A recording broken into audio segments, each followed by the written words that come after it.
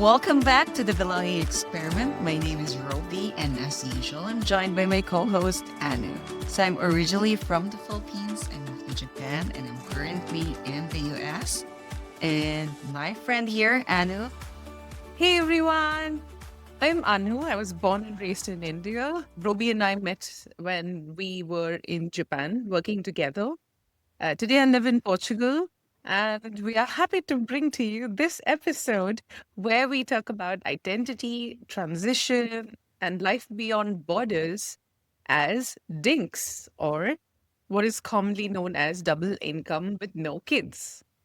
Yes, double income, no kids. Whether it's a permanent choice for you or just where you are at the moment, we're unpacking what it feels to take this path and, what's the life like outside of the expected milestones, especially for people who have lived abroad. Roby, before we start, shall we do our usual what's one interesting and unexpected thing that happened this week to you? Yes, let's do that. So just a fun fact, I'm actually in Denver, Colorado. I don't know if you see Oh, that. I love the buildings in the Um, backdrop. I know. So my husband has a conference here, so I'm tagging along with him because I can work remote. But also, it's a weekend or the week leading to 4th of July, so which is a big thing in the U.S. I'm I'm definitely embracing the new culture that I am in. So I'm taking a few days off before 4th of July, and we are exploring what they call the Great West. So I'm learning a lot about the history as well of the US. And I think the fun history that I learned recently is that in the 1800s, a lot of the Americans actually moved from the east side to the west. And it's really more of to explore more resources because the east is becoming more crowded. The resources are getting more scarce. The land is getting more scarce. So the farther you go to the west, that's more they discover, oh, there's more land here. But then that path, what they call the Oregon Trail, because it will eventually lead to the Portland, Oregon area, is where it's very harsh because it's very mountainous and all of that. So yeah. So I just learned that that's actually also period of a time in American history where they feel like they were very resilient. So yeah, so something like that is a good learning for me, and it's been fun learning about that part of the history. So that is my interesting, fun activity that I did over the weekend, and it's still ongoing. How about yours? What's yours? Oh gosh, one, I was looking at all your pictures and I thought they were amazing. It's truly a land of immigrants, isn't it? America, It in as is. much It as is. It is. uh, I think that's the part where I enjoy is kind of like just relearning. Actually, not even relearning because I've never really learned American history. I've never really studied it, so it's just all new to me. And like, okay, because the part of the American history that I know is, of course, the one that has relation to the Philippines, where they occupied the Philippines. But this part is something new to me, like how did the Americans live before and how they discovered from east to west and became this massive country of different cultures. What's yours? so a few weeks ago, I was doing some research just to see what's happening in summer. And I found out there's a huge Japan festival that happens in Lisbon once a year. And that's where I was on Saturday. We had it's called Japão de Festas. I'm sure I'm saying this wrong. Festas de Japão. I'll probably add like a note. But it was really nice because the whole festival was conducted at the Vasco da Gama Park, which is a huge park in Lisbon, towards the edge of Lisbon, actually. And around that area is where Vasco da Gama set sail to India. Yeah. So we were there, and it was so nostalgic because everything that we used to get at the convenience store they set up stalls to put everything up for sale. And all these anime toys that we could buy, and they had everything there. And it was funny for me because they also had Korean stuff thrown in the mix of Japanese things. And I'm like, No, guys, no, this is no. that's that's definitely not it. I know what And you're doing here, guys. This is not Japanese. and they were selling, this coffee that we used to get in 7-Elevens and the coffee that we used to get in the vending machines, those really bad tasting coffee. Yeah. The ones that used to come in the cup, which we used to live off. We just kind I think got used to it. So they were selling all that for €5, which is like 600 yen. And then I'm like, oh, but this used to be 120 yen back at home. I mean, back in Japan. I'm like, what is this price? But then, of course, I paid the money and I we know. bought like Japanese beer, Japanese sake, and my husband, the sweet thing that he is, he bought me strong zero. Those lemon Yeah, sour the lemon. thingies, because I used to live on those. So it's like 9% Oh, alcohol content or something. Oh my God, it was so good to have Kirin beer. And then it was so hot. So we bought like Calpis soda. yes. I Oh was my like, God. oh, Calvins. So all in all, you spend for the beverages 30 euros, something like No, with I think all. in total we spent about €50 in total, like for everything. It was really nice. I know what to do next year. Next year I'm going to try my level best to see how we can participate in this. Because they had a stall where they would translate people's name to katakana. I'm like, why am I not doing this? Oh, And it's tell like me 10 about your euros for business name. idea. We Tell us must your let's talk business about idea it. next time. But we should do something, Robbie. I'm sure we'll do something amazing Yeah. together. So that was like a really fun That is thing that really fun. I I did. saw, yeah, I saw your stories as well. There's one coming up near where I live too. So I might go as well. It's in August. So yes, I will Please take go. some videos. Yeah, it was Okay. so So it nice. was really Yeah. fun. So now we dive into our topic, I think, which is what does DINK even mean? Okay, so let's define it first. So it's double income, no kids. And maybe it's a life stage for some of us. Maybe for others, it's kind of a conscious decision that they have made. But I think what I wanted to start with first is when did you first hear about the word ding? Because I Mm. think I heard about this like 2 to 3 years ago in Oh, social really? media. Yeah, in social media. Oh. I think someone was making fun about it. They were dinks and they were making fun of their lifestyle in a good way.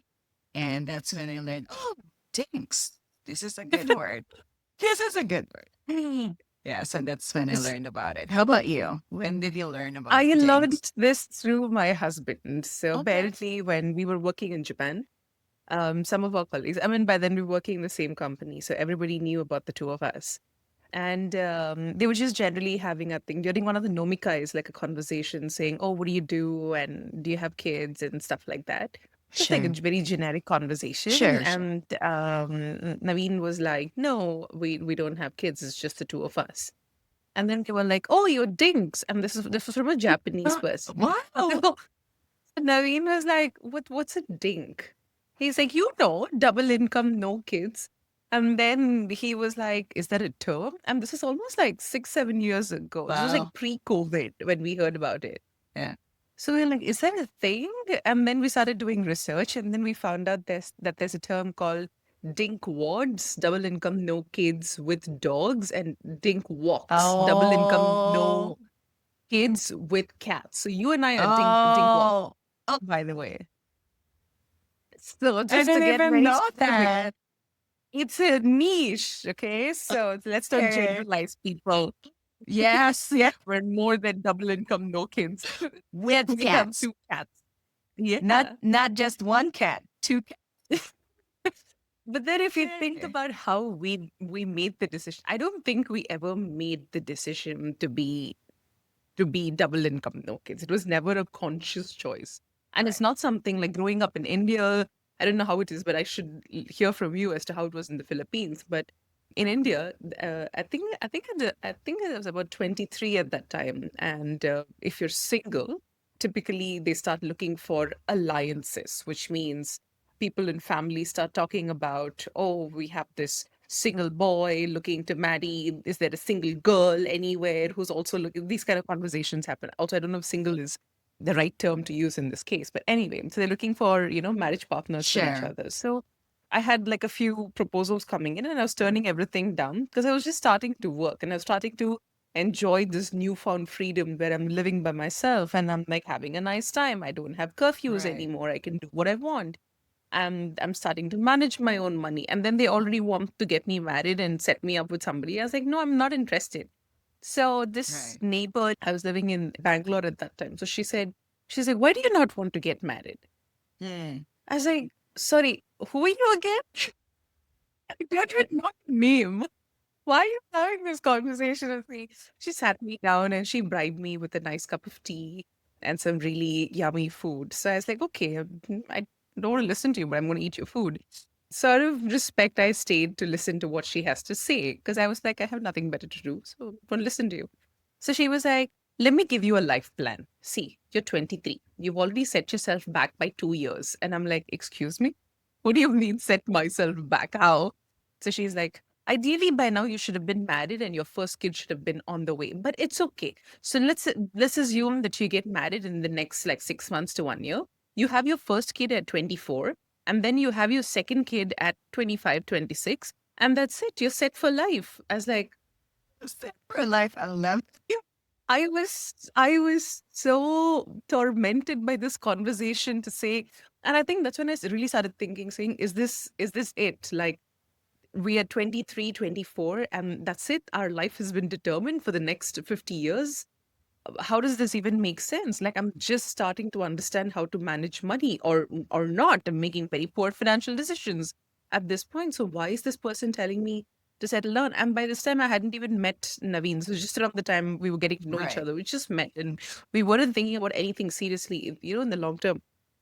And then things went on, and then finally, when we started dating and we were thinking of marriage, we had people saying, "Oh, you should get married soon. Get married soon." I'm like, the boy is not even here. He's in Sweden. We're having a long distance relationship. What do you mean Oh, get what did married you? now?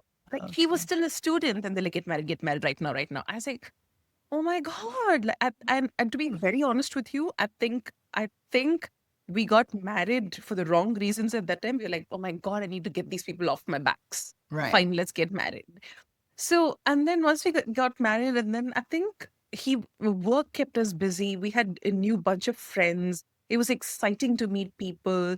We were reconnecting with some of our old friends, and all of them were at the same phase where they were like either thinking of getting married, and we were having a blast. Evenings, everybody Yes. would come over home. We were having such a nice time. And then I'm like, we should have children now. Right. Why? Somebody please explain to me. Because I feel like I kept feeling at that moment, at 25, I kept feeling that people were seeing me happy and they were like, this is wrong. Like, Yeah. you should settle down in life. Hmm. And it just didn't make sense. I'm like, why does my happiness bother you so much? Right. But fast forward to now, I think it wasn't a conscious decision. It wasn't something that I Sure. said, this is how we have to do it. It was more of, we just didn't find the right time. We didn't think, oh, this is great. Our life seems perfect right now. We should bring another Right. human being into this beautiful world. It did- like it blew my mind, Roby, that people were having children during COVID. I'm like, really? A global pandemic is the time when you decide to bring children into this world. Congratulations to you. I'm very happy. I hope you have many children and live a happy life. But really? Like now? Yes. That was, I think, shocking to I love it. me. Yeah. Maybe it's just I'm too sensitive and we think too much about these things, but I'm curious Oh, to know how yeah. it is for you. So for me, I think I am a sing originally, a single income who got promoted to being a dink. And so I think that's been the other extreme part of the story is I've been single for a while. And I think that choice too of like, hey, get married was the same narrative that I grew up with. I think in the Philippines, that's marriage is a very sacred thing, and that's kind of like the that you usually should look forward to. But for me, I think just like what you said, it's not something that you plan for. Like, oh, I just Mm, want to be. And there are some people who really know that they want to be single forever. But for me, I think I was always open to marriage, but it's just that the situation really was didn't let me there at 25, right? So to me I had a relationship at that time, but I just didn't feel right getting married at the time. I wouldn't say I was not ready. I think if I got married, I will be ready. You know what I mean? of That's course, of something that course. just, yeah, okay, then this is my new life now. But I did feel when I came out from that relationship that I saw myself really growing leaps and bounds. Like I was discovering new things about myself. I was discovering new skills. And I was so happy with that period of my life. And that's actually the time when I decided, how does it feel like living abroad? There might Mm, be other things out there that I'm missing out that I don't know even exist.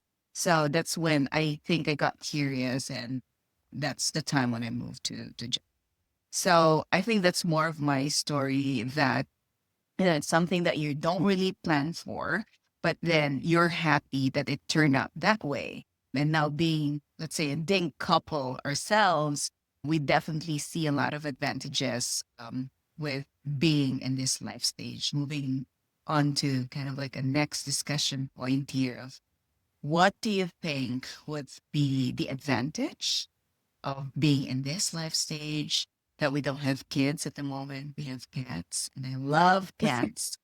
I'm a new cat mom, so please excuse my curiosity about, oh, I'm discovering new things here. it's not that this is exactly the future that I had in mind. But after having a lot of conversations, if I look back now, I'm 39, and if I look back at my attitude towards raising a child when I was 24, 25, we grew up, I mean, not me specifically, but in India, it was very common for you as a child, when you're growing up, for your parents to spank you if you're not listening to them. You Correct. will get beaten, and any any tool works as a great tool to beat your kids. So I was very sure at 26 I would beat my children, because I was like, that clearly is That's the right way yeah. to beat your children, and for them to listen to you. Today, I think, today when I look back, I was like, wow, my kids would have probably hated me because I today I realize it's a very disrespectful thing to do to your children, to not give them too much thought. And living in Japan, I've noticed how people, my very close friends, raise their kids and how demanding they are of your attention. I generally love hanging out with my friends and their kids. And some of the conversations we have are absolutely amazing. And you can see how much they seek your time, your attention, your thoughts, your input. I love playing Yes. with them, and I love playing with their toys. And this has always been, whether we when we go to beaches, we always go with our friends and their kids, and we have a fantastic time. But for me, thinking about how this has changed my life in general, I my friendships haven't changed too much. I gravitate to either. If I have my friends with children in town, I would, of Mm. course, spend every bit of time with them. And I also like some of my friends with children, when they say they'll come to visit, I'm like, please come and visit. Leave your kids with me and you take a break and go. Oh, that's Because nice we of will you. have a blast. I will take them out. We'll go to the beach. We'll go to the park. And I'll entertain them while you guys have your date. I'm more than happy to be the fun aunt in the scene. Yeah. We definitely, I mean, any if you listen to any podcast about dinks, I think they'll always tell you this. There is extra money for you to pursue your hobbies, whether you want to go skiing, whether you want to travel, whether Absolutely. you A want to 100%. advance your career without thinking twice. Because I think in many countries, as a woman, you're sort of penalized for having a child. They don't give you responsibilities because they're like, you have children. And they don't, and it's not even done in a lot of these countries in a nice way. It's done more like as a punishment, saying, I make this choice for you, and therefore I'm not going to give this opportunity for you to grow, which is, I think, Yeah. unfair. It's changing. There's awareness to change. but it still, I think, penalizes you. And thankfully, we have the choice to You say, can I make that have this choice. Yeah. time to work. I think these days, for me at least, we're more intentional in how we spend our day, in how we spend our weekends. Some weekends we were like, oh, let's just go here or there, or You could be more spontaneously do a trip to the spontaneous. beach. And then some things I'm just like, I just want to stay in bed. And like yesterday, we just stayed in because it was really hot outside. I was like, I refused to go outside. Then took a nap at 4, woke up at 6, and all this after waking up at 11 a.m. So, and I Yeah. couldn't sleep at night. So I was up until 2 a.m. reading a book. So, yeah. What a life. I just want to echo that because that's exactly what So again, we want to clarify it's not we're promoting dinks here. No, As we've no, mentioned earlier, it could be just our life stage, right? And true. some other people. That's why we have to be sensitive about this topic when you're approaching and you see someone who has no kids because you don't know their story. Maybe they've been trying or whatever. So we just want to clarify that. What we want to appreciate the life stage that we are in at the moment. So I think one thing that I would like to add there is, of course, I just recently got married, and a lot of my friends are asking me, so how's married life? How is it for you? How has it changed? And frankly speaking, I would tell them, I don't think anything has changed because we met like this. Like we were already, he has his career, I have my career. We like doing certain things together, but we also have our own thing, own hobbies. So I don't think it has really changed. It has changed for the better because now like you have a constant friend that you could talk to. You could explore, travel, and you have like just an instant trouble buddy with you that you're comfortable with. So it's all upsides for me.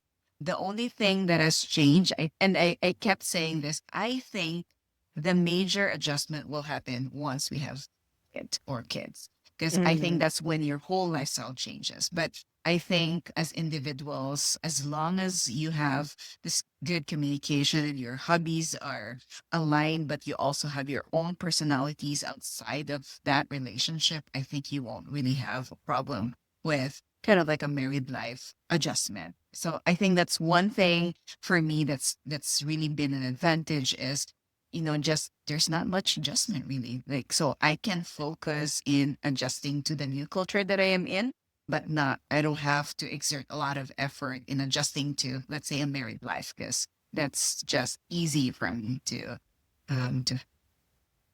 yeah. Rovi, we're talking about the current, but what about the future? How would we navigate with building a community without children? What do you think?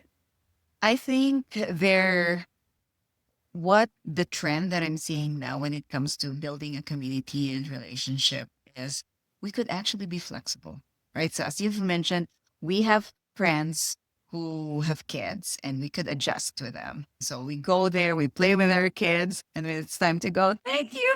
If we had fun, we could give them some rest, right? Then we play with our kids and they can have some me time for our, let's say, couple of friends who have kids. But then I also see myself gravitating towards like my single friends who are still not married. Then we can also hang out with them. But one thing too is I've been seeing myself hanging out with older retired people because they're also like dinks because their kids have now Mm. graduated. So at least in the community that I am in, because there's a lot of retirees, I hang out with them sometimes too in like in networking events, and they're so fun because they're just traveling and yeah. So that's what I'm seeing when it comes to friendships and building communities. We're actually very flexible because we could just be around everyone. How have you seen that for you in Portugal and specifically, I guess? You're right. Typically, the people I know here are their children are not with them anymore because Right. they have either moved to different European countries or America or Australia for their jobs. And I really see no difference apart from the fact that they have offspring that they can say, okay, here is my wealth at the end of the day transfers to them in the long run. But apart from that, and occasional meetups, I don't see anybody saying, "Oh, my children are abroad and I'm taking care of the grandkids." Yeah. I was talking to somebody about this, and they were talking about leaving behind a legacy. And Mm. how do you feel about that? Like having children is like leaving behind a legacy. Yeah, I think I can't relate to that so much. I Me don't too. view my kids as legacies. If I will have kids, I don't think that will be the reason why I will have kids, right?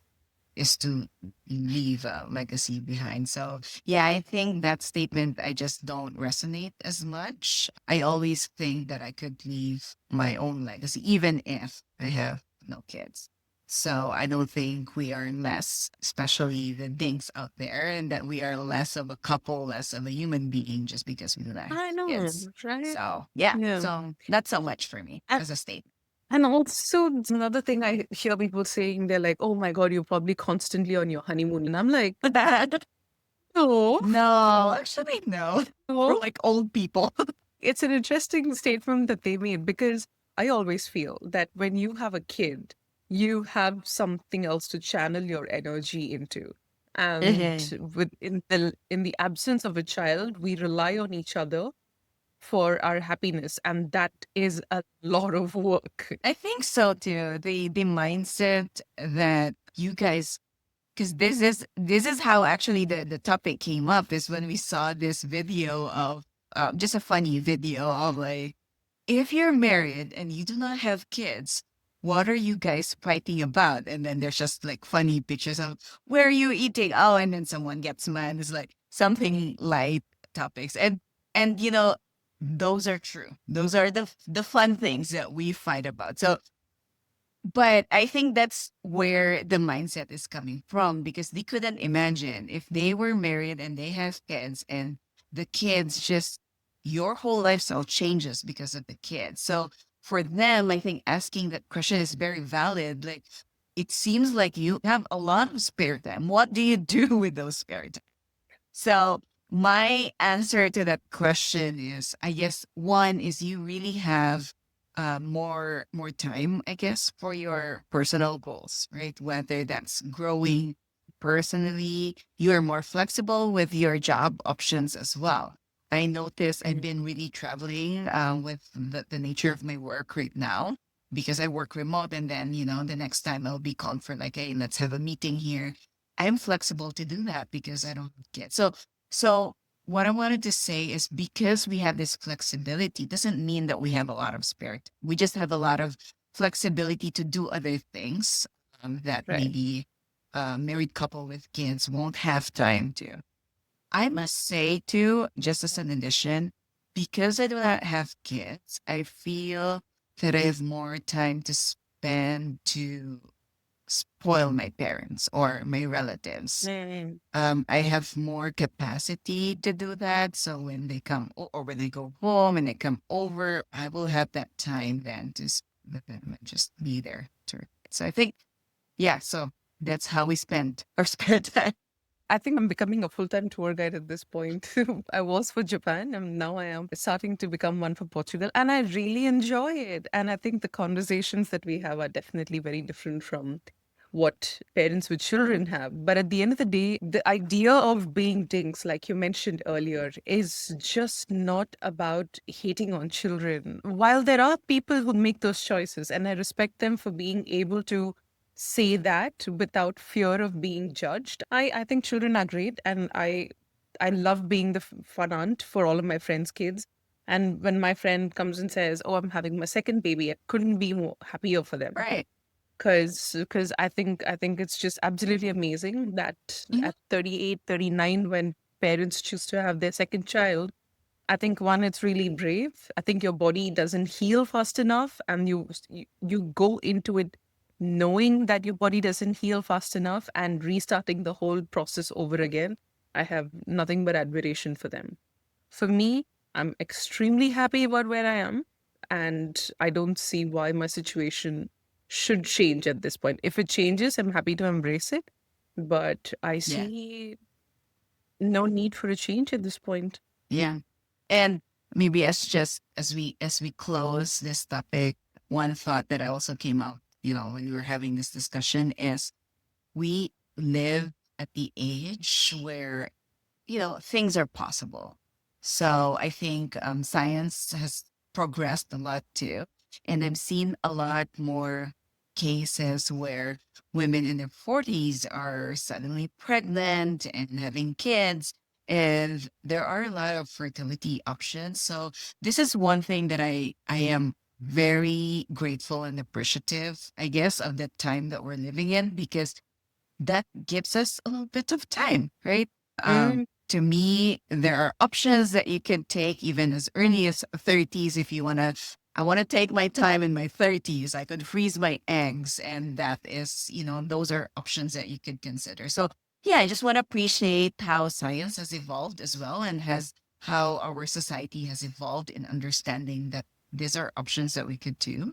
Yeah. And this is maybe for some who may DINKs life as conscious decision. Maybe they change their decision the later point in life and they could still consider some of this. So that's kind of like just a closing thought that I would like to share. no, that's nice. That is so So nice. So, do we wrap up the episode? let's wrap up the episode. Yes. Okay, so whether you're DINKs by choice or by circumstance, for anyone who's watching, please remember that there are many ways to Yeah. adulthood. Adulting is already really hard, so let's not complicate it by putting ourselves in boxes, I guess. For people who choose to live child free, by the way, that's a term. There's childless and child free. There are two options, and people use the term that is based on their circumstance. And Mm. either way, I think it's important to, if anybody watching this comes across people with a life choice that is different from yours, don't be quick to judge. Don't be quick to throw statements saying, "Oh, that's very selfish of you," or things like that. You never know the circumstance that has led the person to make the decision or the thought process behind making this decision. So let's be kind to one another. Yes. I think a lot of people have been more intentional when they're asking questions. I noticed that especially with our generation, with the millennials, they don't ask the question or they would be very intentional if you're close True. enough to ask. I just last week I was asked by a colleague and he started with a statement of, sorry, I'm going to ask you a very personal question and you have an option not to answer it. Do you guys want to have kids as well in the future? I appreciate that. Like, thank you. Thank you Yeah. for saying that this is a personal question and they have an option not to answer it. But I answered it because I like it. I like being intentional. And so I think this generation is definitely becoming more intentional when asking this question and being more sensitive. So that's just one thing why we wanted to discuss this topic as it has come up in some of the conversations and we thought maybe we could contribute in saying that, hey, we are there too. We are in the season and I the know. stage, but for now, there's nothing to worry about. But let's rather enjoy the life stage that we are. Right? Yeah. So, Whatever your yeah, journey is, it is absolutely valid. And you don't need to correct. match anyone else's timeline. Correct. And next time is a great milestone for me and Anu because it's the end of our first season. Oh my gosh. We didn't even when we started this, of course we were gunning to do this for a long time, but we were also like, wow, we did finish 10 episodes already. So that's season one. So we wanted to just check in. So next episode is going to be more of a reflection of what we've learned so far in doing this podcast and episodes and having guests as well in this podcast. So Yeah, we tune have in for guests. that. Tune in for that. Yes, we have guests. I mean, I won't tell you, but it's going to be really fun. Oh my gosh. Thank you, Yes. everybody who joined us. And like I always mention, if you've stayed with us this far, we have nothing but gratitude. Thank you for your time. Thank you for your input and ideas. We would love to hear from you. What are your thoughts on either you being child free or people who you know being child free or DINKs? Did anything from today's episode resonate with you or help you with respect to future life plans? Please DM us, tag us, or leave a comment. And yeah, until next time, then. Thank you very much, everyone. Thank you.